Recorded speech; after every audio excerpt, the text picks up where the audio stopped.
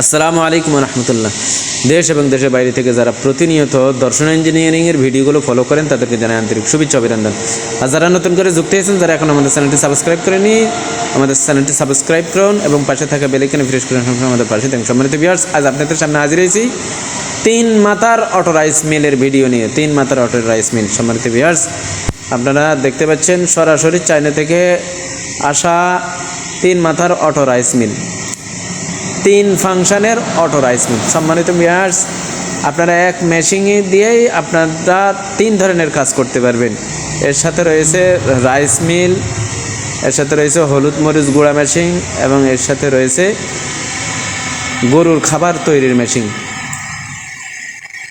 Rice mill, হলুদ মরিচ গুঁড়া মেশিন গ্রাইন্ডার, আর যেটা পাশে রয়েছে ওটা হলো গরুর খাবার তৈরি ক্রাশিং মেশিন। তা যারা বেকারত্ব দূর করতে চান, অল্প টাকায় একটা ইনকাম সোর্স বের করতে চান, ইনকামের রাস্তা বের করতে চান, বেকারদের জন্য রয়েছে খুব ভালো মানের একটি মেশিন। আপনার দৈনিক 1500 থেকে 2000 টাকা ইনকাম করতে পারবেন। দৈনিক 1500 থেকে 2000 টাকা ইনকাম করতে পারবেন এই মেশিন দিয়ে।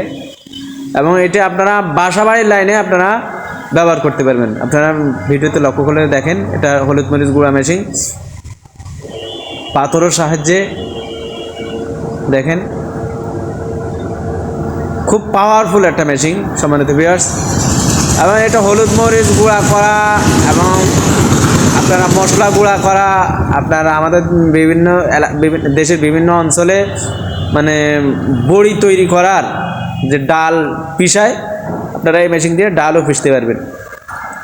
তো যারা এই জাতীয় মেশিন খুঁজতেছেন, আমাদের স্ক্রিনে দেওয়া নাম্বারে যোগাযোগ করুন। আমরা সারা বাংলাদেশে বিভিন্ন কুরিয়ার সার্ভিসের মাধ্যমে 24 থেকে 48 ঘন্টার ভিতরে এই মেশিনগুলো আমরা ডেলিভারি দিয়ে থাকি। আর যারা সরাসরি এসে নিতে চান, আমাদের ঠিকানা Darshana engineering, Chuadanga Darshana bus stand, পল্লী বিদ্যুৎ অফিসের পাশে।